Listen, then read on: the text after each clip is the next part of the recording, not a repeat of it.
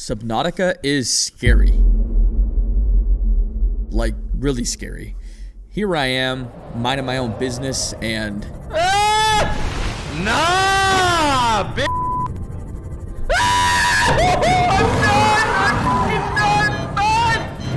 But it's a ton of fun, too. It's such a deep and immersive experience that is nearly impossible for any other game to rival. From struggling to get oxygen, swimming around in creepvine, to hightailing it in your personal 100-foot submarine to get away from this thing, this game provides an experience that might leave you needing a few new pairs of underwear. But the way the world reveals itself and the creatures swimming around it to you is a process of discovery that leaves you wanting more. You just want to go deeper. So deeper we will go. Welcome, brothers and sisters, to another game review. GL Jake here, and today we're looking at Subnautica. And I just wanted to start off by talking a little bit about spoilers. So of course, I'm going to keep story spoilers to a complete minimum. I'm almost not going to talk about the story at all. I'm also going to do my best to keep the last maybe 10 to 20% of the gameplay out of my footage entirely. That way you can experience most of that stuff for yourself the first time you play through, because I really think that's what makes Subnautica so great. So in Subnautica, you play as a maintenance guy that was working on this ship called the Aurora, but during your travel, your ship crashes on an ocean-covered planet. And the game starts with you falling in your escape pod, watching that ship explode above you, then you climb out of the pod, enter the world, and jump in. And that's where your journey starts in Subnautica. You'll start by swimming around, cutting up some fish, cooking them, cutting up some other fish, and turning them into bottled water. I don't know how that works, but this is just pretty simple survival game stuff right off the bat. Of course, eventually you're going to need to start roaming out into the other biomes and exploring the map, and, you know, this can be pretty scary at first. I was definitely scared, but we gotta do it. If we want to get going here, we're gonna need to go a little bit deeper. So to progress in this game, you're gonna need to go searching for wreckage on the seafloor. And you're basically gonna find big chunks of the Aurora that fell off of the ship as it crashed. And when you find something in one of these wrecks or around it, you're gonna scan it, and you're gonna start to unlock blueprints to build cooler stuff. And this is the first major gameplay loop that's introduced in Subnautica. Basically, you go deeper, find something to scan, unlock the blueprint, and craft whatever you just unlocked. And whatever it is that you just got is going to make it easier for you to explore deeper and more dangerous areas of the map. And of course, the deeper and more dangerous the area, the better stuff you're going to find. And the first big thing you're going to unlock is called the Sea Glide. And this thing just changes the game when you get started. It's like one of those little things, you know, those little things you had when you were a kid. You were putting around in the lake, you know, like... If you never had one of those things, you're missing out big time. But the point is, having one of these in Subnautica is going to make it a lot easier for you to get around the map and explore deeper and find better stuff. It's just going to make you feel a lot more confident in getting around. And then eventually you're going to get the Sea Moth. And if you thought the Sea Glide changed the game, wait till you get this thing. I love ripping around in this little guy. You're just moving around so fast. It's like being on an underwater jet ski, just hauling ass in the sea, baby. And now that you have this thing, it's gonna actually protect you a bit from the outside world, so you don't shit your pants every time a stalker or bone shark gets up in your face. You probably still will, but you don't really need to anymore. So anyway, now you'll be able to explore the entire starter area of the map pretty easily. And this is awesome because now you want to find a place to build your first base. And I really think this is when the immersion levels in Subnautica really start to take off. You're starting to feel like you have a lot more control over your involvement with this environment. It felt so alien and dangerous not all that long ago. I really love the base building mechanics in Subnautica. It isn't tedious or time consuming, and you can get a pretty nice base going with a really small amount of resources. This game really understands that players are going to need to build a base, and eventually you're going to have a lot of bases. And I guess they just figured, why make building one a pain in the ass? You can say the same stuff about the crafting system, and I just love that about this game. Most stuff, it just doesn't take that much to build. Like, you can get a nice base going with, I don't know, 5 or 6 titanium at the most. It's just really, really nice to have this level of freedom when it comes to the way that you build things. I just love that about this game. But for every good thing in this world, there's gotta be a bad thing, right? And in Subnautica, that bad thing is the user interface. I hate almost everything about the UI in this game, okay? I love Subnautica. It's a great game. But the UI... not good. Here's the thing, right? This game was an early access game. It came out in 2014, and it took like 4 years to get out of early access. And you know, usually the thing with early access, kind of Minecraft started this trend, but they keep building more and more content on top of the game, right? And Subnautica was not designed, at least the UI was not designed, to contain the massive amount of craftables and base parts that it ended up having. So while I definitely stand behind everything that I said about the base building and the crafting in Subnautica, the problem is all that stuff needs to be as easy and simple as it is, because with this UI, all that stuff would be honestly probably game breaking if it was as complicated as it is in some other games. Now, there are mods that make all of this stuff better. There is a decent modding community for Subnautica, so if you're into that, you can fix this stuff. But if you're not into that, or you're playing on console, or you're like me and you're reviewing the game, so you want to be fair and unbiased, just keep that in mind, because you're going to be stuck with this stuff. And I'm not trying to say that this ruins the game at all. I still love this game, and I still highly recommend that you play it, but just keep this stuff in mind, because I promise you will get frustrated by it at some point. All right, let's get back to the good stuff, because that's what Subnautica is, good stuff. And eventually, you're gonna get some more good stuff. It's called the Cyclops, and this thing is just plain awesome. It's just this big-ass submarine. You're gonna ball in this thing, man. You're gonna be cruising. It's like a yacht. You keep everything on here. It's got its own little vehicle bay that you can park your sea moth in. I love it, bro. That's pretty dope right there, baby. That's pretty fucking cool, boys. You get sucked into it like a vacuum, like a Dyson. It just sucks you in. It says, "Welcome aboard, Captain." And it's like, yeah, I am the captain here. I am the fucking captain. Look at me, sure. I'm the captain now. But seriously, at this point, this thing just becomes like your personal mobile base of operations. And as you progress through the game, you'll find yourself upgrading and adding to the Cyclops, giving it more storage, more utilities, and a deeper crush depth. So speaking of crush depth, let's talk about that a little bit. There are 3 vehicles in Subnautica: the Cyclops and Seamoth that we've already talked about, and then there's the prawn suit, which we're going to talk about a little bit later. But all you need to know right now is that each of these has a maximum crush depth, and as you progress, you're going to unlock modules that you can build that increase their respective crush depths. And this is just going to allow you to go deeper and deeper with these vehicles, and this is kind of just like leveling up in Subnautica. You're going to need to get these modules to go deeper, obviously, and the deeper you go, the further you're going to progress. And by unlocking these, you're also going to be able to explore more of the map. Eventually, obviously, all of the map. And these biomes that you're going to visit are some of the coolest, most immersive environments that you'll ever experience in a video game. I think the first truly alien-feeling biome that I found was the Jelly Shroom Cave. And this is a cave system that sits basically right underneath the starting area of the map, and it's basically exactly what it sounds like. Just a big cave with a bunch of huge glowing mushrooms in it. And there's these guys called crab snakes that live in these mushrooms. And if you get too close, they're gonna stick up out of the mushroom and grab you. And it's pretty scary, but this place is actually pretty safe compared to the rest of the map. So another really cool place is called the Northern Blood Kelp Zone, which features a bunch of these floating islands that are supported by these things called blood roots. And there's also the Blood Kelp Trench, which is deeper but much smaller. And dropping down that thing feels really cool. It's like I'm playing Halo 3 ODST. Remember at the beginning of that game when you just drop from space? That's how this feels, except it's way scarier. Eventually, you're gonna find yourself in the Lost River, which almost feels like you're entering a whole different world. A world that is obviously cursed and very unsettling, but a different world for sure. And within the Lost River, ironically, you're gonna find the Tree Cove, which is this really serene, almost holy feeling place that contrasts very heavily to the biomes that it connects to. And once you get here, you're starting to make your way towards the late game biomes. And while I don't want to show too much of them here so you can experience it for yourself when you play this game, just think about if you were playing Minecraft long enough ago anyway, that you remember how it felt to go to the Nether when it was first added and you didn't even know what it was, and how scary that felt. I know I was scared. What the crap? What the crap? What the crap? What the crap? Oh my god. I was like, I don't know, 12 years old, but I was definitely scared.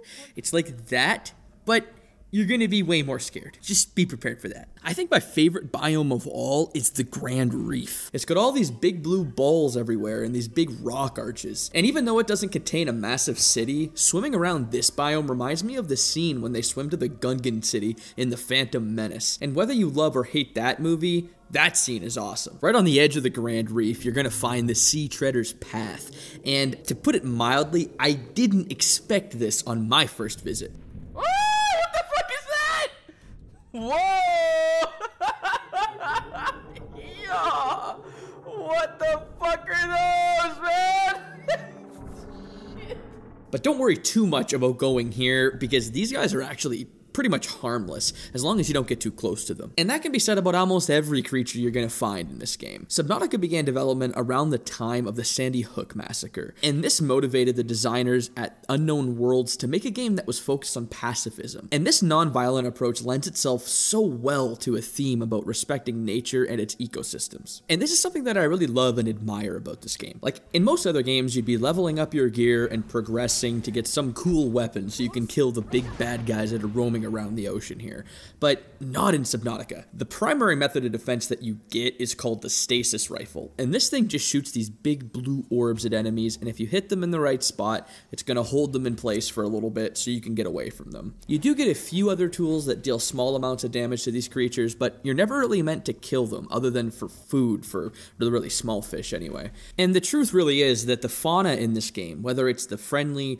passive ghost rays or the massive, terrifying ghost leviathans, are the ones that belong here, and they control this environment. And the result is that you're never given the tools to kill even the most aggressive and dangerous of creatures. You're really just going to need to learn the behavior and recognize their territory, or they're going to try to kill you, and there's really not that much you can do about that. And some of these guys really are truly terrifying. Your first encounter with a leviathan is going to be the reefbacks that you see right at the start of the game, and they'll scare you at first, but these dudes are super chill. They're just kind of floating around, sounding like my stomach after hitting up Taco Bell. But eventually you will make the mistake of entering the territory of a Reaper or Ghost Leviathan, and this is going to be a formative moment in your life, okay? I'm talking graduating high school, getting married, the birth of your first child, and then the first time you get attacked by one of these guys. Just wait till a Leviathan comes at me, bro. You hear that? Ah, yo! Speak of the motherfucker! Eventually, you're gonna learn where they hang around, and you're gonna do your best to stay away from them. But until then, just keep your eyes and ears open, because trust me, you don't want to get snuck up on by one of these guys.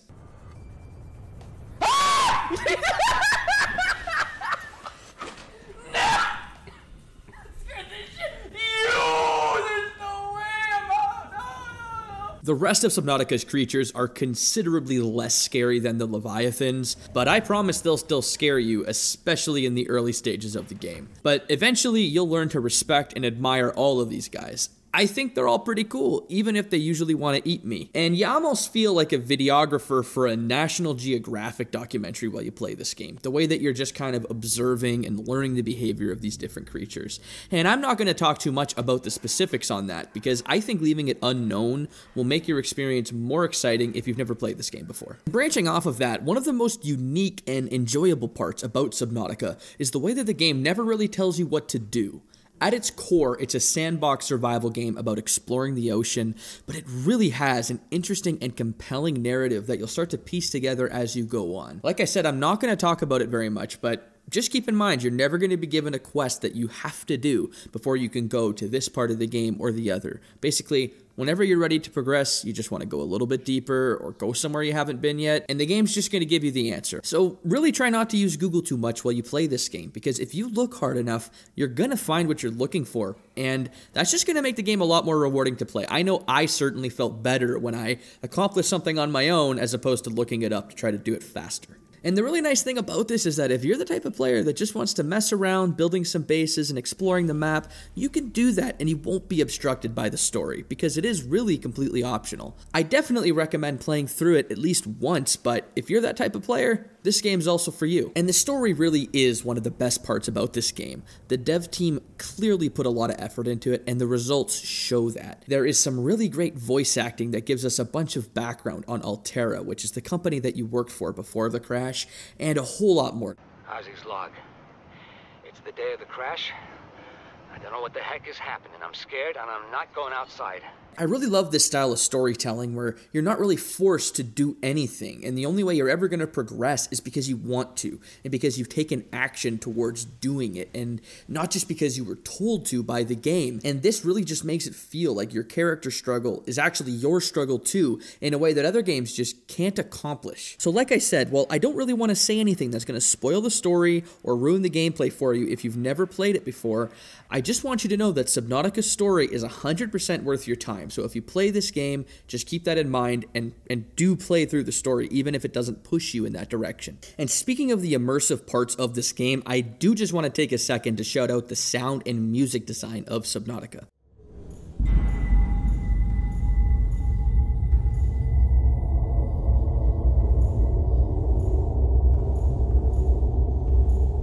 All of the different creatures in this game make their own sounds that are indicative of whether they're mad at you, whether they're about to try to kill you, whether they're even aware of your presence. It just really deepens your immersion because you learn, oh, this creature makes that sound and that creature makes that sound. It's just so cool, and it's part of the learning experience, but it's also part of the immersion of the game. And you can say all the same stuff about the music in this game. Each biome has its own soundtrack that gives off, the vibe of the biome and whether or not you should be scared of being there. It all just blends together in this awesome way that makes the game so much more immersive because of the sound and the music together. Planet flagged. Emergency file detected. It's just really done so well, and I think it's one of the parts of the game that doesn't get enough attention because obviously the rest of the game is so good, but it wouldn't be quite what it is without this awesome sound design. Alright, so now we're going to talk a little bit about the late game, and when you're at this point, you'll probably just have been exploring the map, finding the wrecks to explore and blueprints to unlock, you're getting better and better technology, and eventually you're going to unlock the prawn suit. And this thing is just like the Mac Daddy of transportation in Subnautica. Once you get this thing equipped with a jump jet upgrade and a couple of grappling hooks, you're going to feel like an underwater version of Spider-Man. It's just awesome. I found that I could get around more effectively in the prawn suit than I could in the sea moth in most cases, which is awesome because the sea moth maxes out at 900 meters deep. You can't upgrade it to go any deeper than that, which means you can't use it in most of the late game areas. And now that you have the prawn suit, you're going to have the tools you need to explore virtually the entire map with a relative amount of confidence. And you're going to be able to get what you need to go all the way down to the deepest parts of the map to explore everything. And at this point, you're going to find yourself building bases all over the map, which is going to make your travel a ton easier. You're going to get access to all these different ways to power your base, which means you can build one virtually anywhere on the map. You're going to get access to all these cool little base parts like the water filtration system, which just pumps out bottled water for you to drink, or the aquarium, which you can use to breed fish as a food source, or even to power your base. And with all this stuff, you're really going to start to feel like you have control over the sea, like you're the king of the castle. King in the castle. Have a chair, I have a chair. It's just really empowering to have this level of control and this level of confidence traveling around this world that felt so dangerous and alien when you first started. I mean, you're still going to be really scared a lot of the time, but you're going to have a ton more confidence dealing with a lot of the issues that come up, even if you are scared. And that feeling, it makes it feel like you've progressed so far at this point. But like I said at the onset of this video, I really don't want to talk too much about this part of the game. I really think the beauty of Subnautica comes from not knowing what to expect. And I think that I'd be doing you and this game a huge disservice by showing too much of this part of the game to you if you've never played it before. Just know that getting to this point of the game is absolutely worth your time. I did want to take the time to mention that I experienced a few bugs towards the end of the game that took me out of the immersion a little bit. I had a few bugs like right at the end of the game, something, I can't say too much about it without spoiling anything, but something happened that was a huge pain in the nuts, okay? But it didn't ruin the game, it was just something that really ticked me off, frankly. The only other thing that I really felt that I wanted to mention about this game as far as negatives go is the amount of pop-in that's present. And it really is a shame because this game is so immersive. Like you get into it, right? You're there, you're under the water, you're swimming, whatever. And then something just pops in, whether it's a cliff or a rock or whatever. It just appears out of nowhere. It could even be a Leviathan, and it just boop, there it is. It's kind of frustrating, especially because this game already has a really short view distance. It's a little bit disappointing. It doesn't completely pull you out of the game, but I don't know. I just found it to be a little bit jarring at times. Really, all these things do is cause Subnautica to just stop short of being perfect. But it's just that, almost perfect, which is something that almost any other game would love to be. If you haven't played this game, you should definitely have it in your backlog. It goes on sale for around $10 these days, and you'll get 40, 50, maybe even 60 hours out of this game in just one playthrough. And I'm sure that you'll enjoy every one of those hours. I wish more games were like Subnautica. The way it forces you to figure things out on your own adds weight to what you're doing, and it makes everything feel more consequential and subsequently more rewarding. It feels like everything you're going through really is a part of your struggle, and adding to that effect, everyone's journey in this game is going to be a little bit different. This game is a masterclass in the survival game genre, and it will generate some of the most unique and memorable moments that you can find in any video game. So although Subnautica's bugs and lack of polish in some places dock it a few marks, it doesn't do enough to make this game anything less than one of the very most immersive gaming experiences I have ever had. Subnautica is incredible, but just remember, there's always a bigger fish.